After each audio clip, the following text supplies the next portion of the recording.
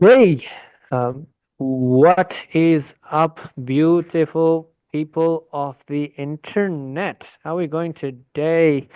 Welcome on this beautiful, beautiful Friday. All right, we've got a bunch of people over here that we did not expect to have as many. Look at that. We love it. We love it. I love it. All right. Hi, Mark. Hi, Patricia. He's picking random names. Hey, Peter. And there's three Peters. I can't do much of that. I'm sorry. How is everyone doing? And everyone who has similar haircuts to me, you're better than everyone else. Remember that. Have a fabulous, fabulous session with all of us over here. We've actually got the whole support team working on right now. We're actually catching, it's one of our quarterly catch-ups. But welcome to another incredible office hours, and we've got a very, very requested and very coveted guest from the other side of the world for us right now, Matt in Florida, Tampa, if I'm not wrong. Tampa, Right? Florida. Tampa, Florida with a nice white Monster Energy drink to start the morning off. So, Nice. Lovely. If you're in Tampa, Florida, and you see a loud green Lamborghini putting really obnoxious music, that is not Matt. Matt is not the type of person. That's just someone else. not That's yet. just, not Not yet. yet. Not yet. Alrighty. So we do this every single time. We'll do it one more time. Hey, Matt McRae. Hey, Big Boss. He's spoken well. How you doing? Nice to see you here, sir. Um, Drop it in the bottom right corner of the chat. Tell us where you're from. Show us the temperature in Celsius or Fahrenheit. And we'd love to know whether you're an agency or a SaaS business. Let's go. Get it. Bend, Oregon, St. Louis, Lisbon, West Palm Beach, Florida, Florida, Florida, Ocala, Florida. Florida. You got Florida. Is Florida, Miami? No, this is just me being dumb in the head. No, Miami's a little bit out. A little Okay, bit never out. mind. Never mind. Hey, we got an Australia. Hey, Raghav from Melbourne. I'm not there, but yay. We got Lithuania. Yep. Fun fact, I think I was supposed to be on last week's. I don't know if I was cool enough, but I had to get my Latvian passport renewed. So shout out anyone, Baltics. Love you guys. Hey, let's go. Love it. We got 42 from Ohio. Got an agency. We got Sebastian from Denmark. London. Das. What's a Das? Uh, that's a fancy term. All right. Okay, cool. Before we hand over to Matt and Akash, two quick announcements. Akash is not here, but we to stick to value and stick to fun and stick to excitement for all of you. There's two awesome giveaways for everyone who sticks towards the end, just like we did in the last giveaway and every other giveaway that we do. This is not a giveaway. This is the bloodline of deliverability that we want to drive for all of you. Sweet. So with that being said, 10 lucky people who stay back till the end. In fact, we'll probably want to kick you out because there's going to be so much sauce coming. I'm going to stop. You will be getting, five people are going to be getting 12,000 email verification credits for free added to your Smartlead account. You just need to comment on the thread that Swapna is going to post in the bottom right corner in our Slack community. So we'll pick 10, five lucky winners, 12,000. That also carries the catch-all verification as well for you. So clean leads. Second, five lucky winners are going to go ahead and get one smart server each for 1 month for free. The smart server is basically an isolated infrastructure mechanism that we've built in the market. We work with dedicated servers. You're not going to get any virtual servers at all, dedicated servers, not IPs, where your emails will be trafficked and sent from. Traffic sounds very wrong. That's where your email will be sent from.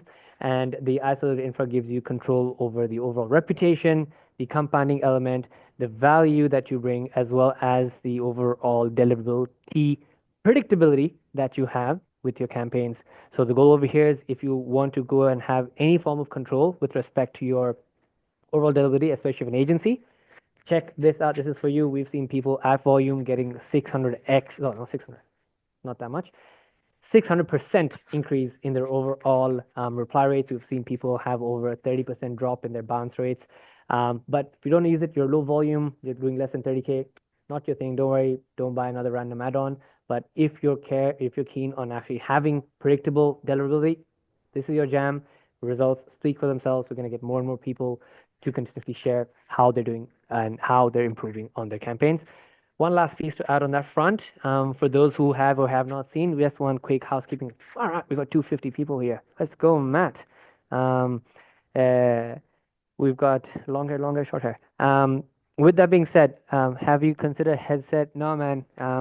We don't have enough Pro Plan customers. we're traveling right now, so that's why I've got this. Otherwise, I've got a bit more of a healthy setup. So thanks for making me feel poor. Appreciate it. Need to send more cold emails. But if you can expand, Ezra, I can afford a mic. Just saying, this is all on you. Um, but with that being said, one more thing I just want to call out with respect to the updates that we're pushing out and you keep seeing on the side. So for some of you that have reached out to us regarding reply rate efficacy and having more replies being tracked. So just a quick note for everyone over here. The We've got our real-time reply tracking now expanded. We basically optimized it to do a bit more scanning as much as we can pull through. But before we used to have something called our polling system or our backup system. For the OGs who've been with us, we originally launched with the polling system. That means there would be like a 3 to 4 hour delay before a message showed up. Now our polling system is going to be backed up in half an hour. The polling system is the most efficient system because it scans the entire account, because the real-time system, if you disconnect your mailbox, something happens, during that time, messages may be missed. But the polling system is always and consistently is tracking everything. So for that, we've dropped that to half an hour now, and that's going to go live. So if there's any miss, that will now be captured, and we'll also be optimizing for real time on that front as well. Last piece, for everyone over here who is using the white label experience with your own server, you can now soon add your own Google and Microsoft applications to completely isolate the infrastructure to just be your own sending, nothing to do with Smartlead. We'll bring the brains for you, the algorithm updates, but the rest of it is all yours. You own it, you control it, you win. But other than that, a whole bunch of cool stuff we're pushing your way. We don't want to share that soon, but you'll get that your way very quickly. Of course, the biggest talk of the market right now is the warm-up pools bounce rate drop. That is something that I'm excited to share. We've already rolled it out and slowly pushing it through. So every single warm-up mailbox in our warm-up pool now is going through an authentication check silently, where we don't just do like a ping check. We actually send an email to verify whether your mailbox is true or not. And if it is not, we pretty much remove you.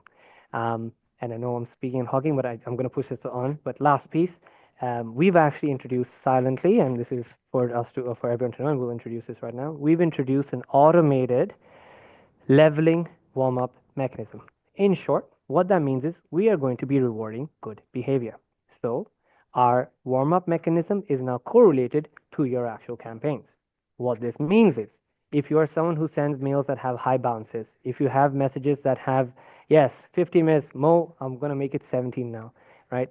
If you have, if you're going to go ahead and actually have a mailbox that is poor reputed, if you have campaigns that are doing badly or you're a bad actor, you will automatically be pushed to the bottom list of mailboxes that you're going to interact with. So basically, high-performing, high-value mailboxes will interact automatically with high-value mailboxes in the warm-up pool for you. So completely automated, right? So you don't need to worry about interacting with poor mailboxes. You are going to be interacted with the best in the market and the best that you can work with. So yes, 50 minutes of ads, but everything is free. Let's find Mo's account and add some more billing to it. Okay. All right. Passing the floor on to everyone. Thank you so much, V. And people, I see a lot of familiar faces. Thank you so much for taking the time every week. And I was telling Matt, it's been a while since he's come here. And we have a lot of secret sauce from Matt's end today.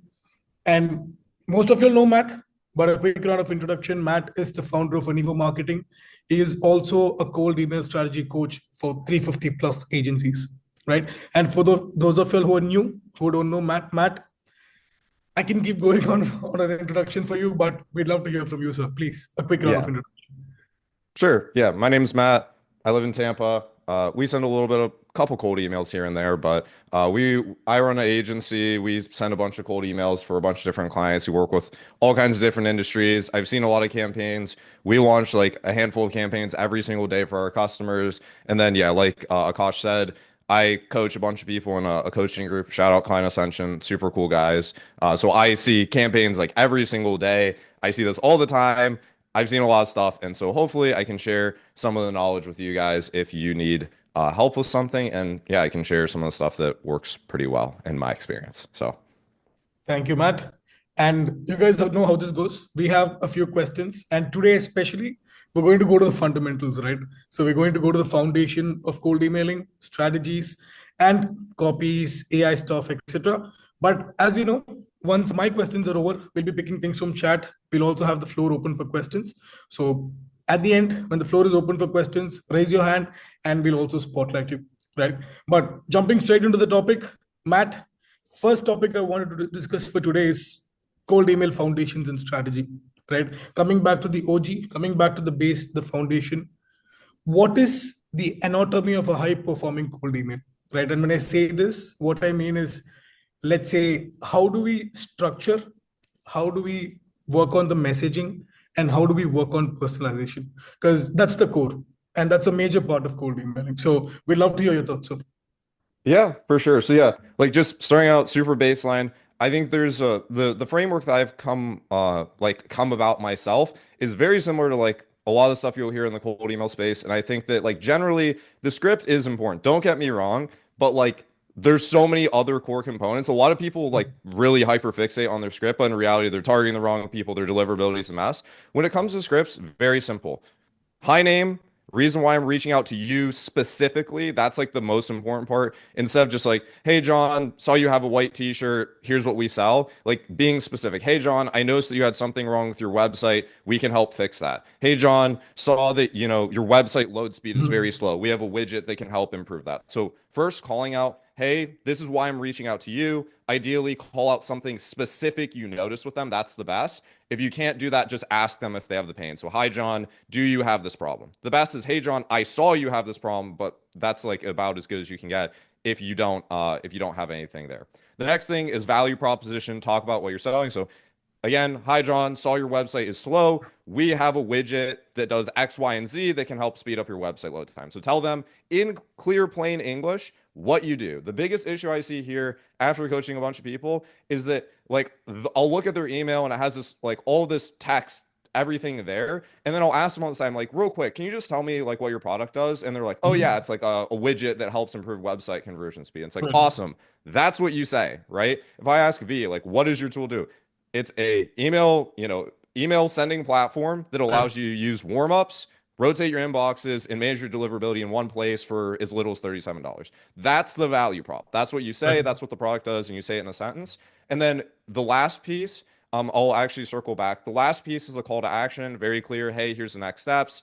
If you have some sort of lead magnet or something you can offer, that's great. And then the fourth piece, I said there's three core components. Why you're reaching out, what you're selling, and then the CTA. The fourth piece is objection handling. So you want to go back and read your email and pretend you're the recipient. What are all the objections I'm going to get? I'm going to read this email. Hey, I don't believe this component. What can you do to make your email more believable? Hey, I don't trust that you can actually get this result. Prove some authority that you can get that you can do the claim that you're saying. So at the end, the four components there's three true components. It's reason why you're reaching out, value proposition, CTA. And then the last step is to reread your email, pretend you're the recipient, and ask yourself, hey, what can I do to make this email more believable, increase the trust, or like pre-handle objections? Like if you're selling virtual assistants, huge objection. Do they speak English well? Are they gonna, are they gonna be able to do my task? There's all these different objections you can handle in your email. So long-winded answer, but in short, reason why you're reaching out, value proposition, call to action, and then once you're done, reread it from the eyes of the recipient and basically tear it apart. So this is solid. Like these are the key pointers we need to look at. And this brings me to my next question as well, Matt. This is in terms of messaging, this is how you structure your copy.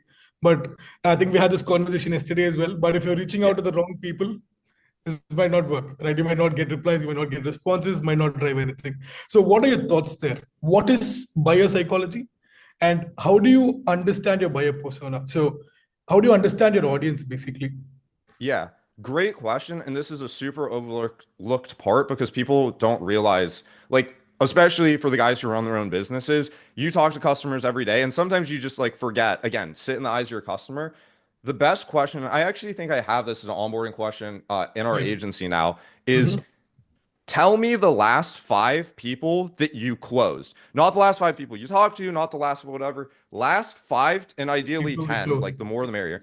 Show me the last people that paid you and gave you money. Okay. That's step 1. Step 2 is sit there. And if you have a sales call based process, that's amazing. Listen to the sales call. Why did they buy? What are their objections? What was the persona? So then you can realize, because it's not as simple as, let me just, in my case, I sell cold email services. It's not just send cold emails out to everyone. There's different Buyer personas are different reasons why they buy. One reason why people buy might be predictable revenue. Another reason why people buy is because their last agency sucked. Another reason why people buy is because their deliverability sucked. Another reason why is they want time savings. Those are like four different ones, but that I can hypothesize for. But if I look at my last 5 sales calls, like for me specifically, I know that there's like a segment of my customers that don't even care that I'm doing cold email. They just want meetings. The other segment are like super sophisticated and they care about deliverability. And so Right. if I'm reaching out to the general market, I'm probably going to pick the mass market approach again.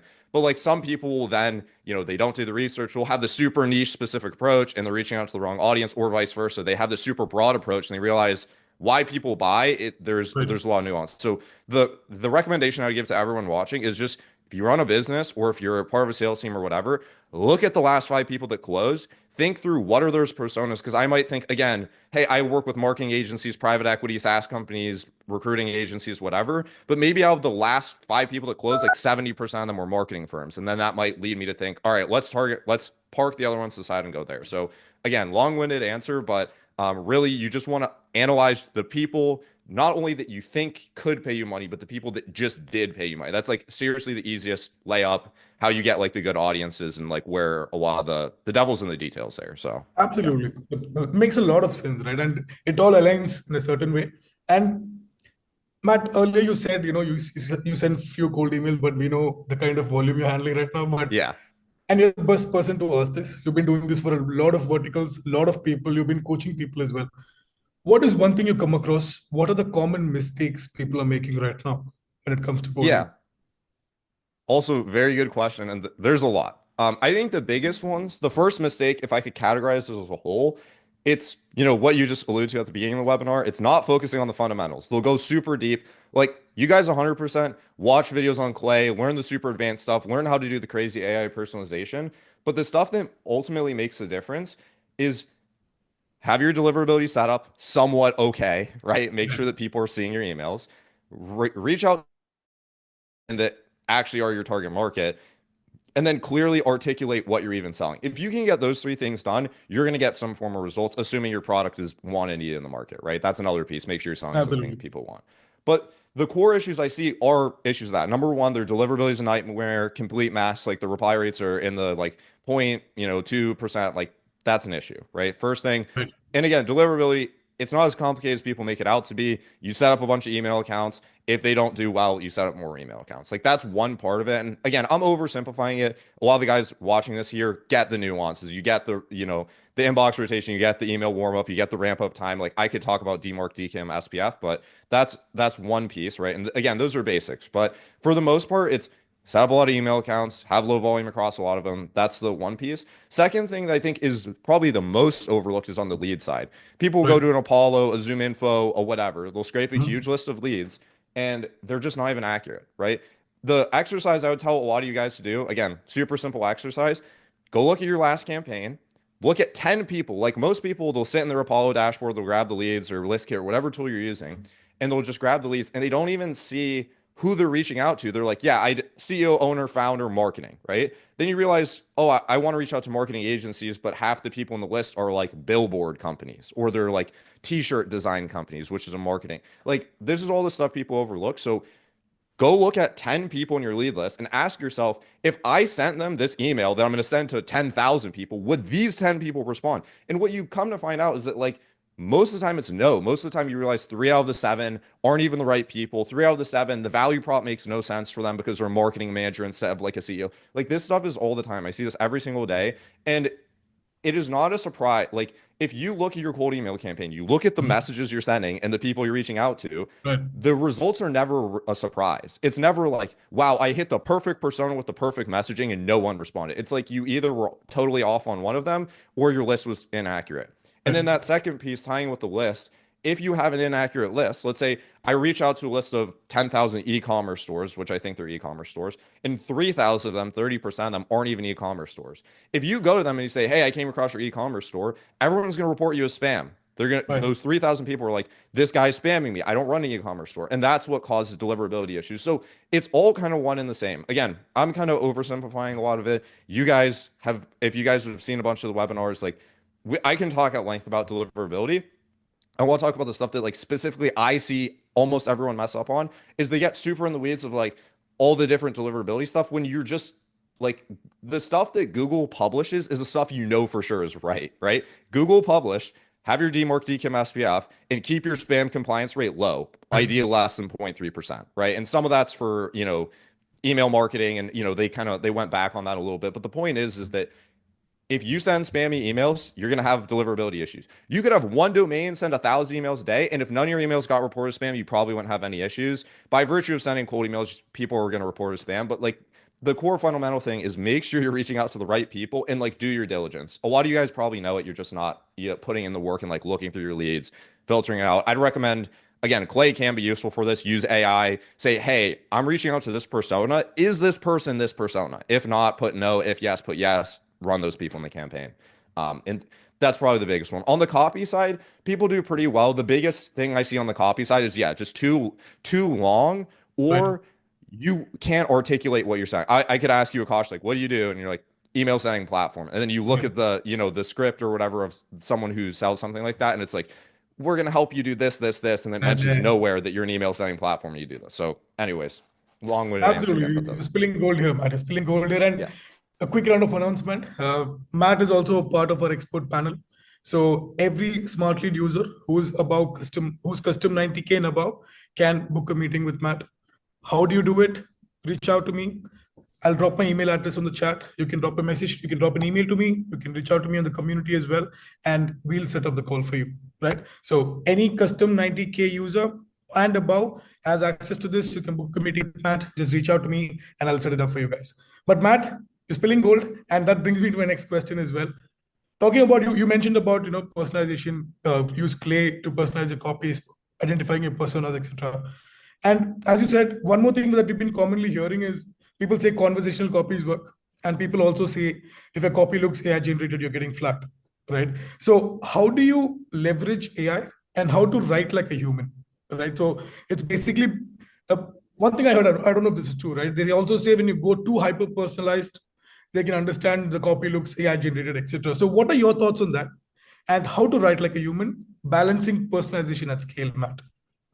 Yeah, I think the best exercise for this, read your email, pretend you're getting the email yourself. Like I don't know about you guys, especially if you're a founder and you're listed in Apollo or one of these databases, you get cold emails all the time.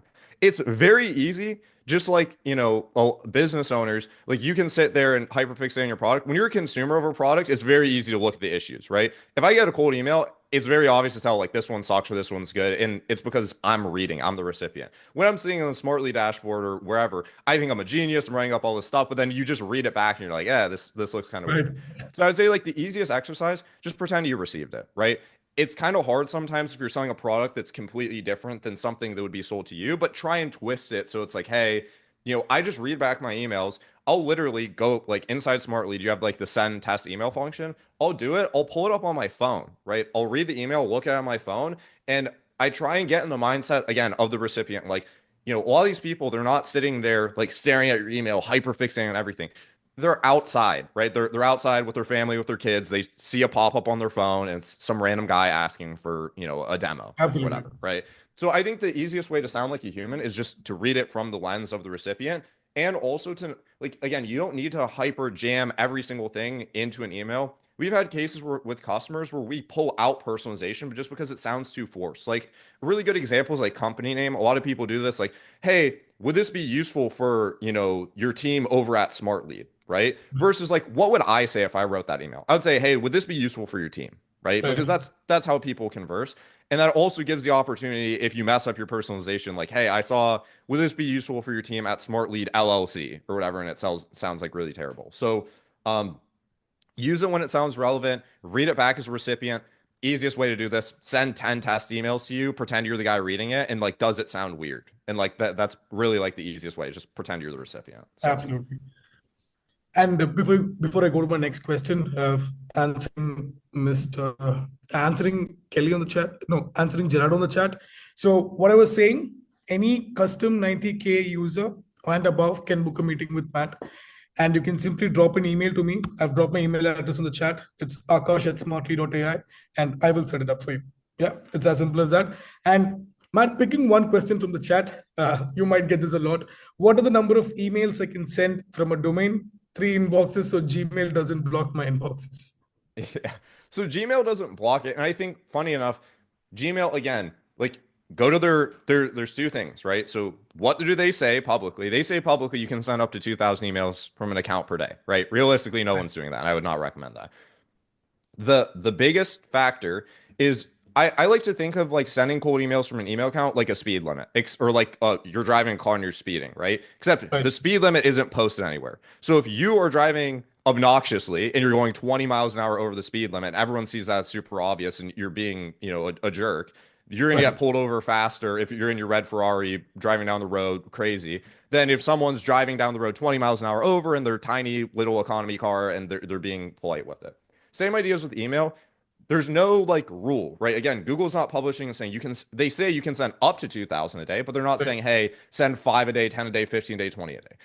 A lot of that is, again, determined by what my hypothesis is, because it's a black box at the end of the day, is spam reports, right? We have Right. customers we send more emails account per day per inbox, no issues. People we send very little from, and there is issues. And it comes back down to relevancy. So I recommend personally set having no more than 2 inboxes per domain, because I've just seen more like more inboxes you add to a domain, more issues. The perfect scenario is you have 1 inbox per domain, in my eyes, or at least from what I've Got it. tested. The more you add, the more problems. Right. And so I would recommend, like, I see off whenever I run like 2 emails per account, I usually send anywhere from 10 to 20. Usually sweet spot's about 15. But Right. again, like your mileage may vary. I have customers who they perform really well. I turn up the volume, no issues.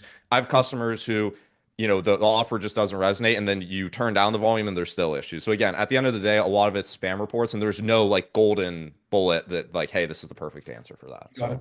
And yeah. Kelly, I hope that answered your question. And Matt, coming back to what we were talking about, again, reiterating the point that you do this on a large scale, and I have an idea of the kind of automations you have set up. So, Mhm. is there a recommendation for best tools and automation strategies that people can have? Because at this point, the whole point of cold emailing Smartlead, the tools in the market is to automate everything, right? And Smartlead Yeah. is powerful when it comes to that. So, what are some tools that you would recommend to our users, and what are a few automation strategies that you would recommend our users to have? So in terms of tools, yeah, there's a lot of tools I like. Like the biggest one now, my core tech stack, I'm looking at literally like my bookmarks bar. It's like the websites for the Right. most. Number one, Smartlead. Number two is Clay, just because Clay, a lot of people are confused with like what you even use Clay for. Like sophisticated guys get it. It's like, okay, you can use it for a million different things. The core point, value prop of Clay is that you can automate a lot of the workflows. Like you can pull in 10 different tools, do it way faster, and you can use AI and all kinds of other stuff. I would say Clay is a huge part. Another one that's really useful is Airtable. Airtable is good to house a lot of data. I would say it's not necessary mandatory tech stack. If you run an agency, it's probably going to be like a good addition. Make Right. Zapier also very, very good on the automation side. And for the Right. most part, I would say like that's when it comes to automation specifically and like building out your workflow, a lot Right. of my core automation tech stack is yeah, make Zapier, Airtable, and then yeah, Slack, Smartlead, Clay. Like that's really most of it. Like we have a lot of workflows again, tied to an agency Right. built in Airtable and Slack. It's for like client comms and reporting and all that stuff. But those are really the core tools. Absolutely. Makes a lot of sense. And we covered the fundamentals, man. You told us how to write copies. We spoke about how to target the right audience. And we also spoke about automations and best tools in the market, right? So my next and last topic for me personally would be deliverability. Because Mhm. that's, as you said, it's a piece of everything, right? One thing can go wrong and your cold emails can't work. So what are the do's and don'ts for deliverability? And how can people avoid spam traps? Yeah, for sure. So I would say, in terms of deliverability, right? Core stuff, basic stuff. I'm sure, again, I'm saying this with the assumption a lot of these guys have heard it a million times. But again, like half the issues I see is not someone didn't do some crazy Clay AI personalization, whatever. It's they just didn't validate their emails, or they didn't set Right. up a DMARC record. They use some janky provider to like, do whatever, right? In terms of deliverability. Google and Microsoft, gold standard. I've seen success with SMTP too, right? Like Right. almost all the providers work. If you use a relatively reputable provider, Google, Microsoft, like set up email accounts, less emails per, less per day per account, less emails per domain. I typically see as better. And then yeah, like use warm up tool, warm up for 14 Right. longer. We've seen more success for accounts that have been, aged longer. Anecdotally, again, I don't have the super crazy data analytics. Like I try and run split tests, but candidly, it does take up like a huge amount of effort. But after just analyzing and like getting a feel for like looking at so many accounts, it's like the people who send emails that are like the strategy component really is a huge part of deliverability. Sending relevant Right. emails that people actually want to receive. That's like one of the biggest pieces. And then yeah, sending low amounts of emails per day, having a lot of email accounts, setting up the core, your SPF, your DKIM, your DMARC, warming up your emails for as long as possible. 14 days plus is ideal. 21, if you can do it for a full month, amazing. And then yeah, don't send a ton of emails per account. If things start to change, like, and I'd recommend for a lot of guys who do see issues with email accounts burning or whatever, have like a backup lineup. So if let's say you plan on sending from 50 email accounts, if your budget can account for it, make another 50 email accounts in the backup. So if anything does happen, you're ready to go on the back burner, and those accounts have more time to warm. And like then I'm not a huge fan of rotating just because of like the time intense. Like it is a very logistically intense thing. If you're able to do it, awesome. If not, like set up accounts, have more in the back burner. If they fail, swap them in, get a new Right. account set up, and then you can get that flow. And that makes a lot of sense. Your operations doesn't stop. You have backup and things keep running. Yeah, absolutely fair. And Matt, what are your recommendations on infrastructure? Because ideally, falling back, that's where people start. They're confused as to how do I set it up, which provider is Yeah. working, is Outlook working, Gmail working, should I go for an SMTP? So what are your recommendations around that? More is better, right? I personally like right now, I think the trend that I'm seeing, and I think a lot of other email guys would agree, is that Gmail's like probably if I could pick one sender, Gmail, Outlook, or SMTP, I'd probably just do Gmail, right? Right Right. now, at was this? This is February 27th, 2025. That's my opinion, right? That changes. Last year, this time, I think Outlook was performing better. Yeah. So I would say having more is not bad. I think if you like, you can either do 100% G Suite, some Outlook, you can do 50-50 split, you can do 33, 33, 33. Again, I think going back to our prior, like the zooming out conversation of just low spam reports, whatever, like I'm sure there's people crushing with like the worst setups possible, but they're just sending relevant emails to people that like want to receive them at a reasonable scale and like they're not seeing issues. But I would say like the best setup is the most diversified, the realistic one for a lot of people watching, because I can talk about the best everything all the time, but in Right. reality, a lot of you guys aren't going to sit there and spend 10 hours trying to set up 10 different providers. Like I would say, if you're going to pick one right now, Google is working well. The ideal setup is like half and half, or at Right. least some Microsoft, maybe 70-30 is what I do for a lot of customers. Absolutely. Right. And then yeah, like set it up. Less email accounts per domain. You can do 2 emails per domain, and then yeah, let it warm for 14 weeks. Set up the records properly, and then above all else, again, don't send spammy emails.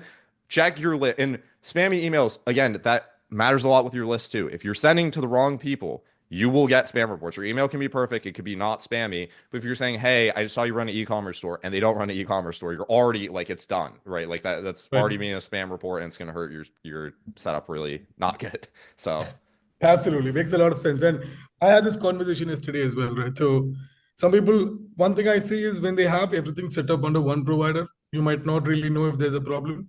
You do not have backup if the provider decides to do something. So when you have a mix and match of both, you understand where the problem is. And you can also, I just saw Vaibhav's message, send Akash spam emails. Please do. I don't mind. But yeah, absolutely, man.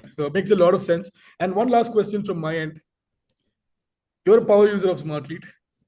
And we have most of our users here are Smartlead users. So what are few Smartlead best practices you would recommend? You mentioned about warm-ups, you spoke about automation as well, but just a quick overview so that we grasp it all. What are some yeah, best practices you recommend for Smartlead users?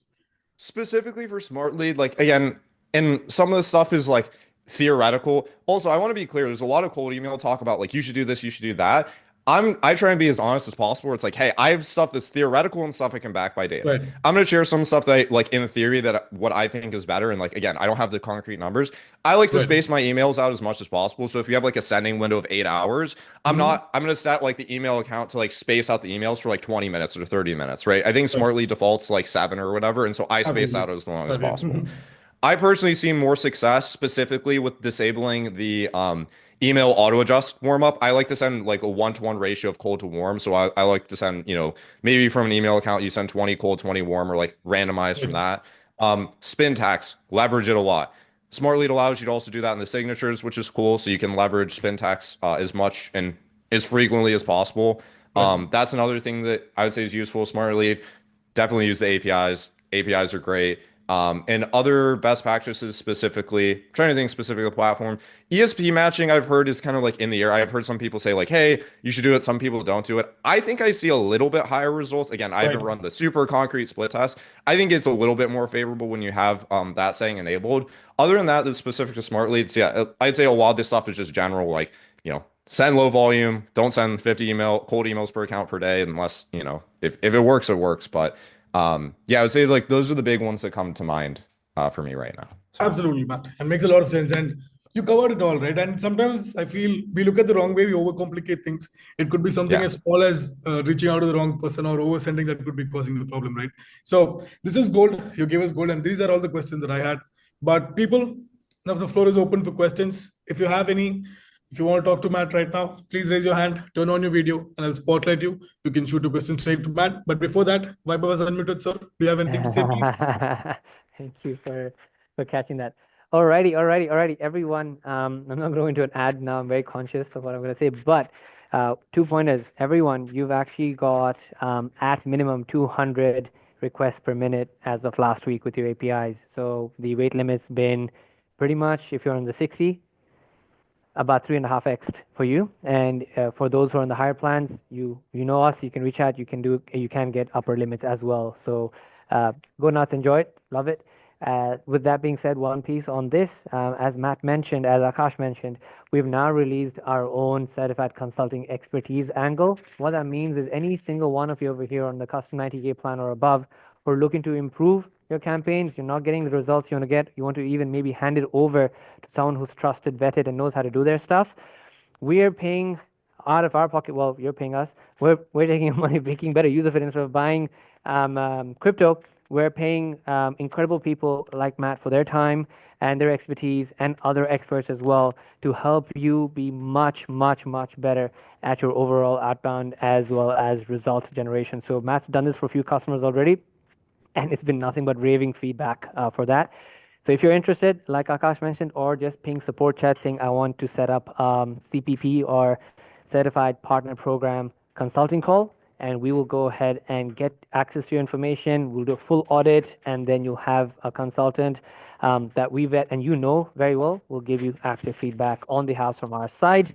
So yeah, that's something that's super exciting for us, and we're very, very happy to share that service for all of you. Wait. Sweet. Abdullah's up, spotlighting you, sir. Here you go. Yep. Can you unmute yourself? Go for it. Yeah, perfect. First of all, thanks a lot for this session. Been really helpful. It's something that kind of wasn't mentioned on this call today. I joined 10 minutes late, but either way, I mean, it's also related to Smartlead, and it's specifically about follow-ups, right? And I've been really trying my best to hone down on like the subsequences inside Smartlead and this kind of stuff. So I'd love to hear if you've used them before. How have you used them? Because sometimes what I notice is, for example, I'm running a campaign, follow-up sequences are going, and then I would still want that campaign to be sending, the follow-ups inside the subsequence. But if I pause that campaign or stop it, it's not going to send. So sometimes I'm thinking, hey, is it better just do the follow-ups manually, right? And what kind of structure should I follow for follow-ups? And also how that relates to the Smartlead subsequences. Thanks. Yeah, for sure. I would say, and again, actually, that's a good question because I'm not sure. I didn't think that if you pause the campaign that the subsequence pauses under that as well. And I mean, if you're going to pause the campaign, like that's under the assumption you're probably not going to run anymore.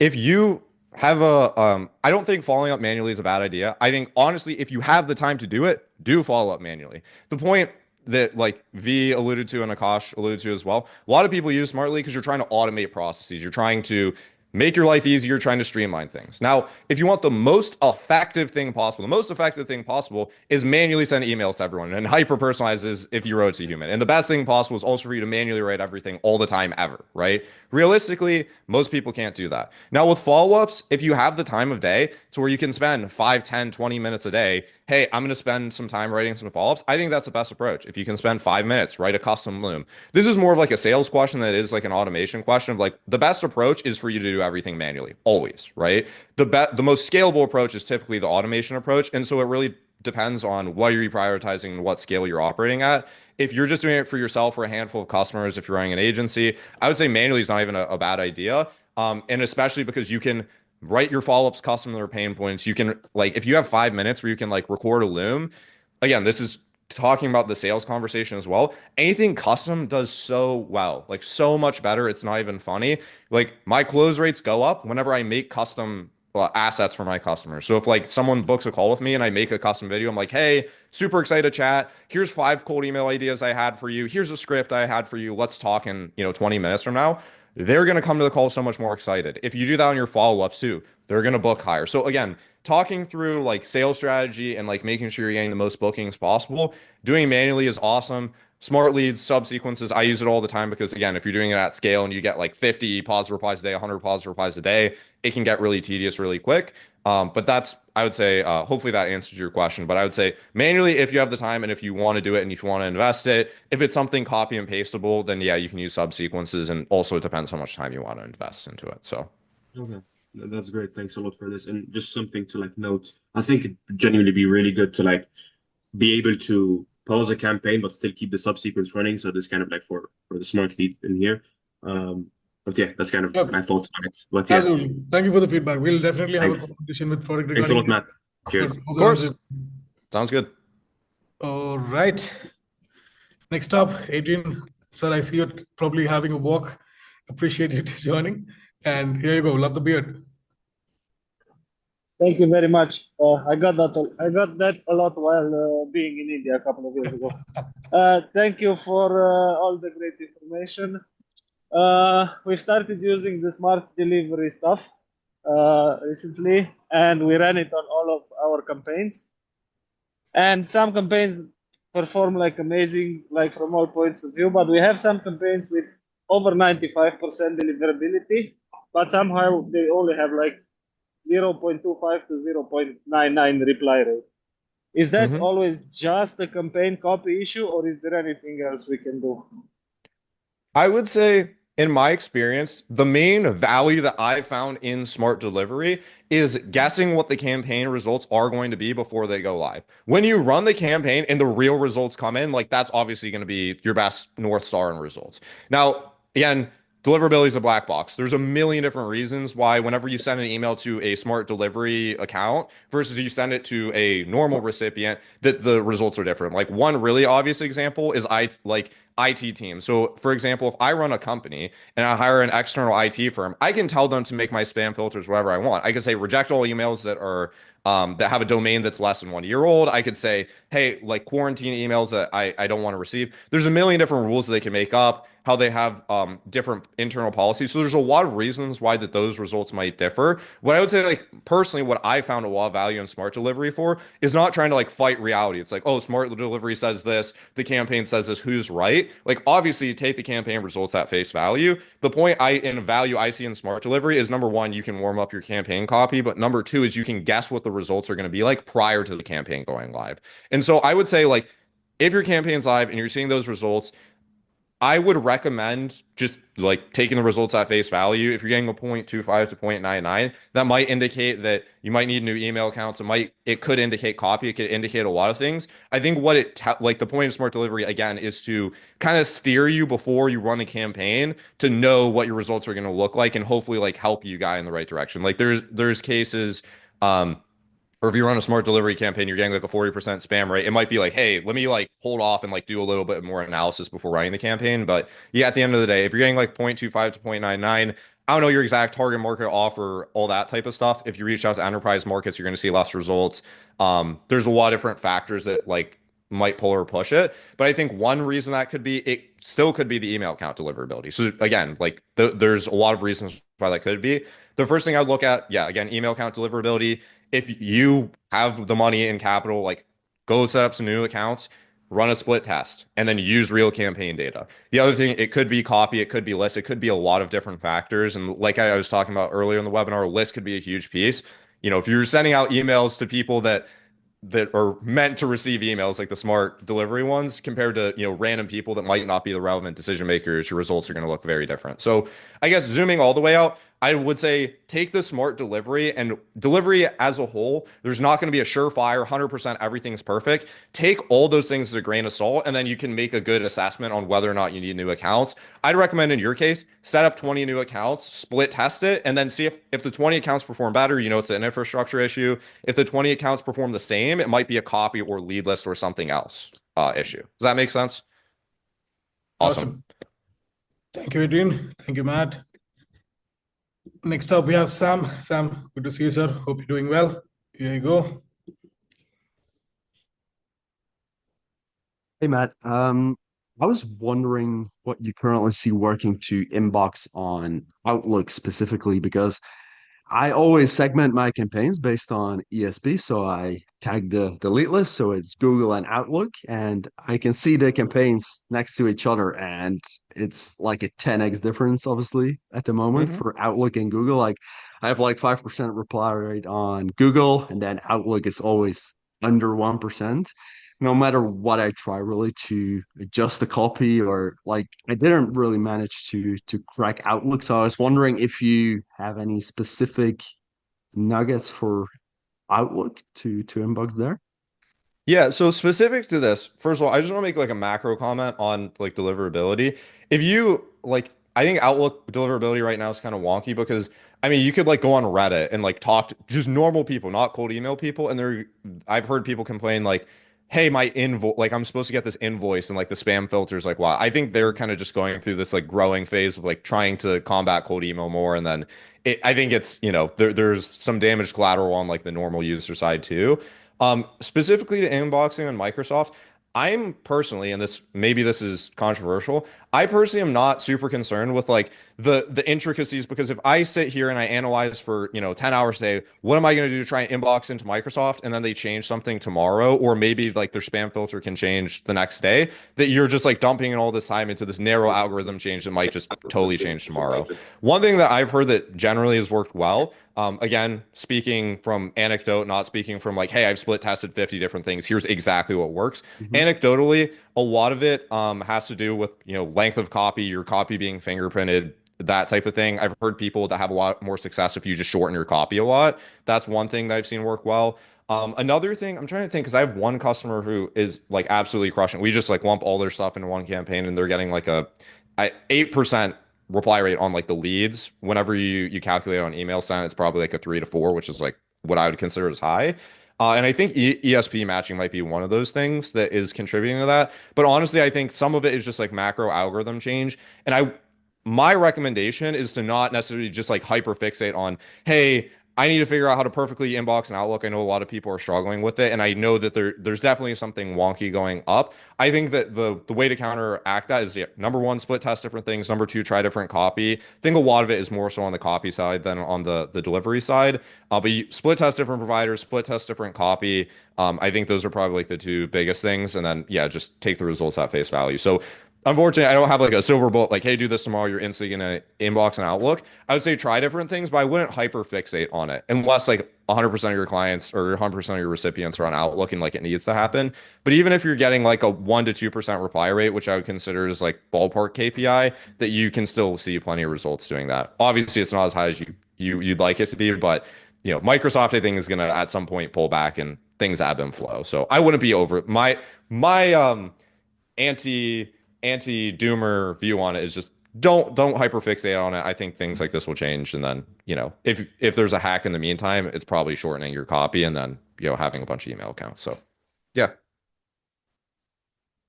awesome, appreciate you. Thank you, Sam. Here you go. Avi, if you can turn on your video, I'll spotlight you, sir. Here we go. Can you unmute yourself? Hey Matt. So I have a question about automating personalization. From your experience, what are like the top 3 ways to personalize it based using Clay that you found really effective that have led people to open the cold emails and to continue reading them? Yeah, so I think the best personalization, I mean, this is a buzzword right now in outbound, is you do relevancy, not personalization. So it's not just calling out like, hey, Avi, I saw your shirt's green.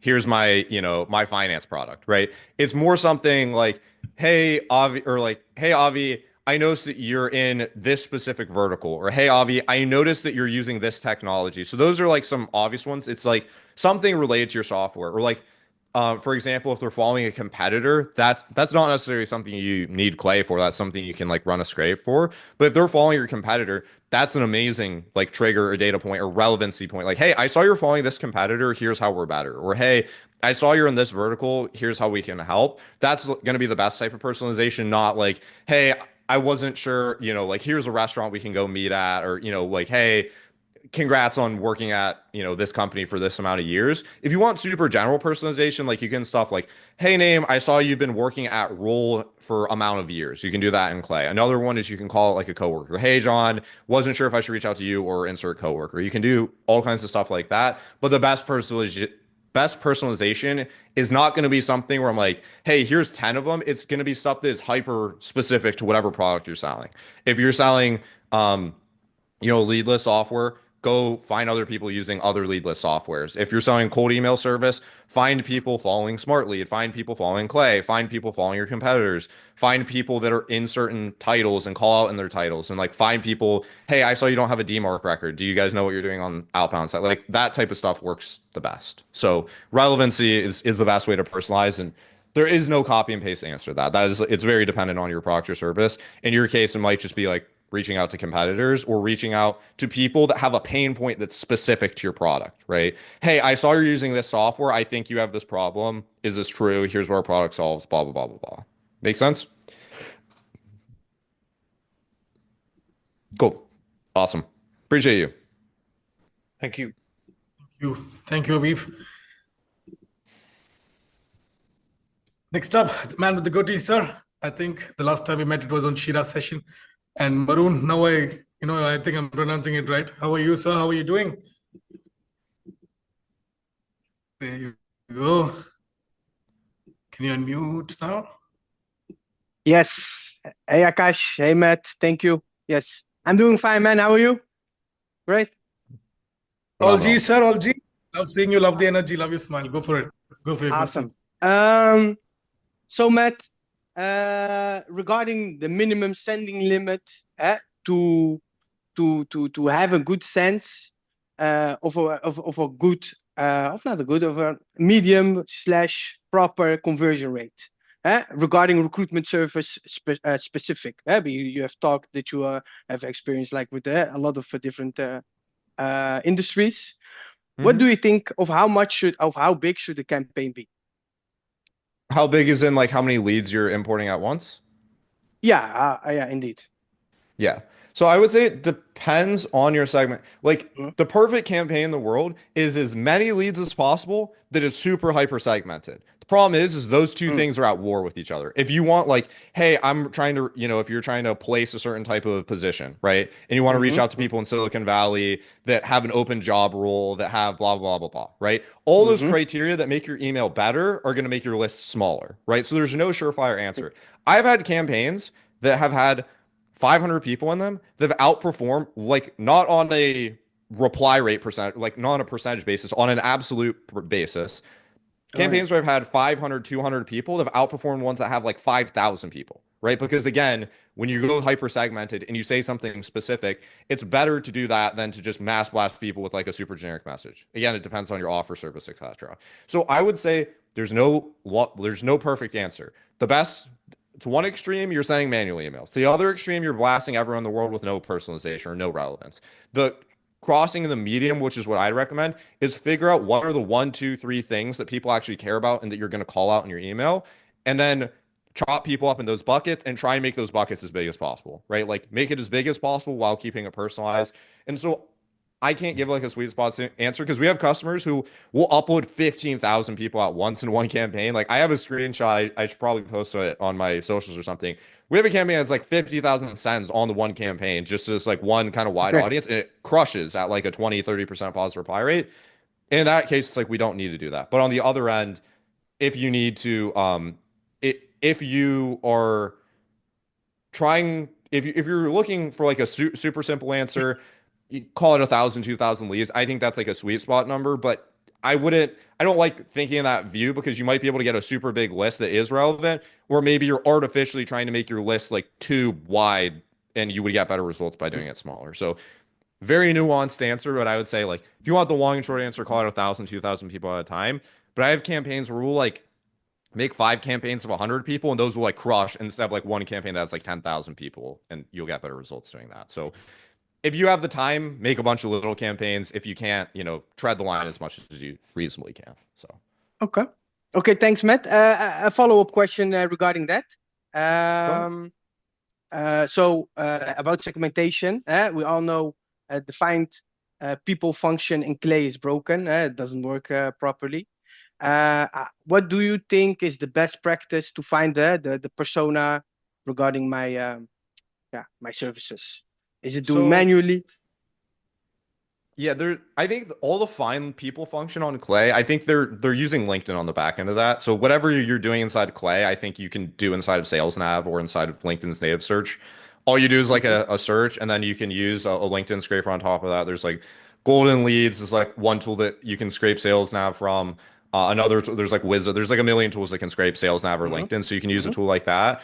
I know Lead Magic, for example, they have a specific scraper for open job roles. So if you're trying to scrape like triggers, like someone who's like hiring for a certain role, I would check out Lead Magic. I know that's one tool that I would use and look at. I think Apollo also has that filter, but I'm not sure how outdated it is. That's probably like the best thing you can do in like your specific case is scrape people that have like open job roles. And so you can use Lead Magic for that. If you're trying to replicate the find people in function role in Clay, then use Sales Nav for that. And then like some sort of LinkedIn scraper. So that to find I'm just to get it right, the hiring manager for specific role. For example, I recruit data engineers. I'm looking now for a team lead data or a data analytics engineer, for example. Those function titles vary across a lot of across a lot of companies. So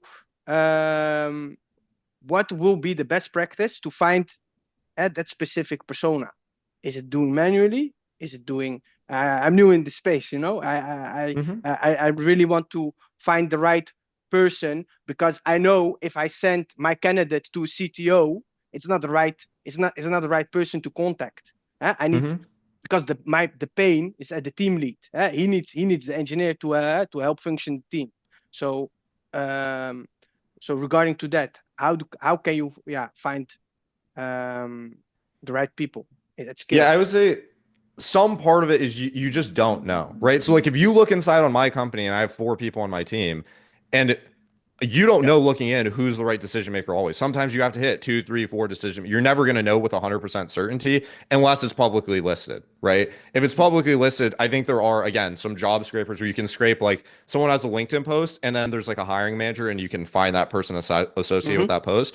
In reality, though, like who knows? Maybe the CTO is the right person at that company. The team lead might be the right person. If you know 100% of the time that's always the team lead, then don't scrape the CTO, just scrape the team lead. But every company, it's different. So that's why you want to hit multiple decision makers at that company. Does that make sense? So there's no, you're never going to wave a magic wand and be like, hey, I know for certain this is the right guy. And you can even ask in the email, like, hey, name wasn't like, are you the right person to talk to about this? Right. And if they're not, they might point you and say, hey, there's another guy. So that's what I'd say. Like, you're going to have to hit multiple people. There's not going to be a perfect answer.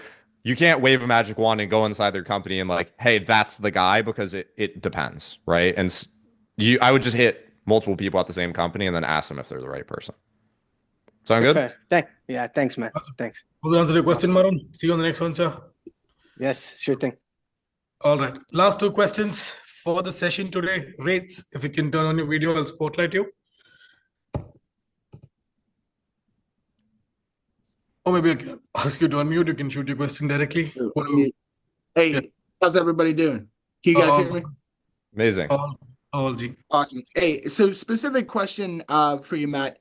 I see like a lot of like the cold email, like people are using the application for white collar industries or tech industries, like marketing agencies and things like that. How much have you seen it used towards like blue collar industries, like construction, stuff like that for lead generation? Yeah, so there's two big the way I like to think of most data, it's either there's like a bunch of niche databases that they get data from who knows where. The big data providers like Apollo, ZoomInfo, ListKit, for example, those companies scrape primarily from LinkedIn, right? So that's not going to be as applicable for you because the average construction guy is not on LinkedIn. On the other hand, there's a lot of scrapers that do Google Maps, and so that's more tailored around blue collar. Most people that have some sort of blue collar business are probably on Google Maps, have a Google My Business, or their business is going to be available on Google. And so the way that I would scrape if you're running into those type of verticals, there's a tool called Outscraper that does this. Clay has a native Google Maps scraper. You're basically going to want to do Google Maps centric scraping tools. So Outscraper is one of them. Clay has a native one. There's some like APIs that you can call to do that. But I would say the short, simple answer is look into a tool like Outscraper, and then that's also going to guide you into other ones. But the general genre of scraper you should be looking at are like Google Maps scrapers. That's all I needed, man. I appreciate it. Thanks for Of all course. you do. Awesome. For sure. Thank you. And Matt, just reconfirming, was it Outscraper? Outscraper, yeah. Outscraper. And that's just one. There's a million tools to do this. So just you could Google Google Maps scraper and you'll find like a million tools that do this. So that's just one that you can use. Got it, sir. Last question for the day. We have Victor. Can you unmute yourself? There you Hey go. Matt. Hey Kosh. Thanks for doing this. Of course. I'm running an email campaign for a private equity firm. And so we're reaching out to business owners in specific niches and industries. I'm curious, what campaigns have you seen perform well for private equity clients? I guess my part two of that question is, do you typically run longer emails that kind of highlight the private equity firm's track record and example case studies, or is that more of a follow-up email? Yeah. So for private equity specifically, I think that's a pretty good vertical because like the angle you're basically reaching out to people is like, hey, do you want to sell your business? Yeah. And so like I think a lot of people are interested in potentially selling a business. If someone went to me and it's like, hey, I could offer you millions of dollars, like obviously that's going to get some level of interest. I would split test both of them.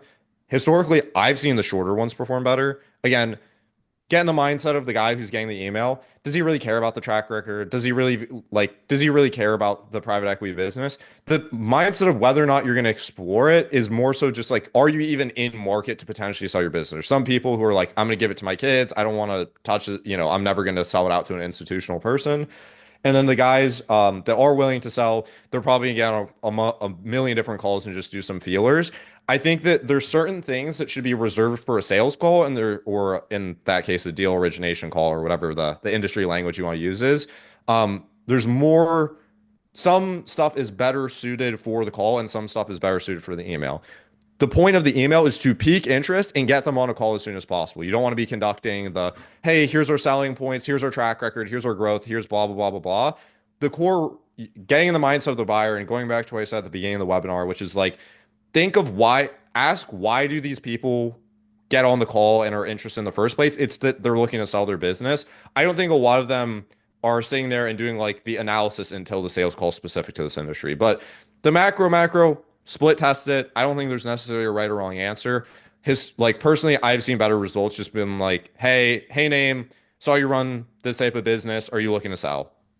Here's what we do. Call to action. Or just, hey name, are you looking to sell? Let's have a conversation. You can split test both of them. Yeah. That's going to be an answer you're going to get better from running your own A/B split test, but I'm more of a fan of doing shorter stuff. So, I mean, one of the issues is we're getting really high reply rates. And so I don't want to like waste our time with like tire kickers who like don't even hit our like size criteria. And so in that instance where, we're dealing with a bunch of owners who are interested in selling, but I don't want to waste our time taking all these calls. So is it better to set those to mention those filters in the first email and say like, hey, only if you're interested and like seriously selling, and if you're above X million in revenue, blah blah blah, should we schedule a follow-up call? I would recommend, first of all, problem having too much reply rates is a phenomenal problem, and getting too many people that like a lot of them are unqualified. I know that's specific to private equity. You're going to get a lot of like, hey, I want to sell my business, and they have nothing, right? And they ended up on the lead list, and you don't want to waste your time. Two things. First thing I would say is I don't know what you're doing on the filtering side. If you are doing some level of filtering, bump up the head counts, right? Revenue filters typically aren't accurate. If you, let's say you have an EBITDA target that all the businesses need to be doing 2 million EBITDA, 10 million revenue, something, whatever, go look at the industry averages and look at what the revenue per head count is, and then filter for people that have that or above. That's going to help a lot, right? Yeah. Other thing you can do, this is more of an operational side.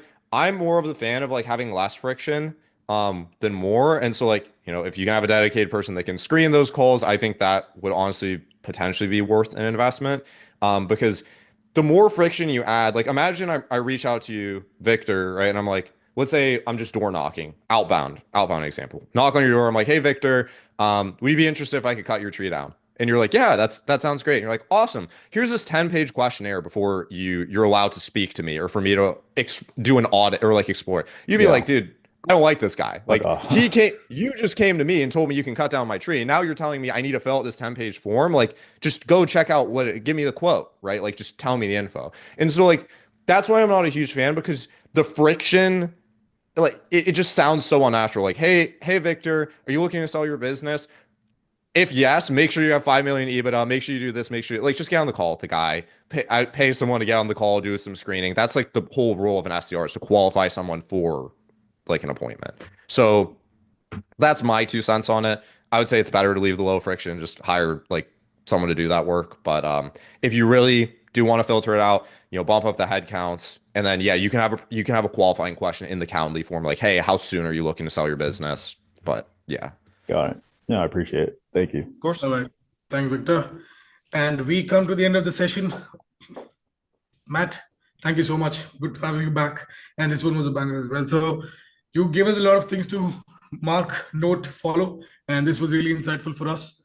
And just a quick round of, reiterating things. One, Smart is a part of the expert panel with a couple of other OGs like him.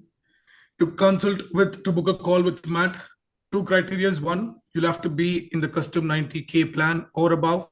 And how do you book a meeting? You drop an email to me and I'll set up the call for you guys, right? And thank you for staying back. 5 lucky winners get 12,000 email verification credits. And Pro Plan users convert to custom. Let's get Vibe a new set of mic and everything that he needs so that his audio is loud and clear. Yeah, but with that said, thank you so much for taking the time, everybody. Thank you so much, Matt. 3 constant things in life of taxes, death, and office hours every Thursday. We'll see you all in the next session. Respect you all taking the time. Have a great one, guys. Cheers.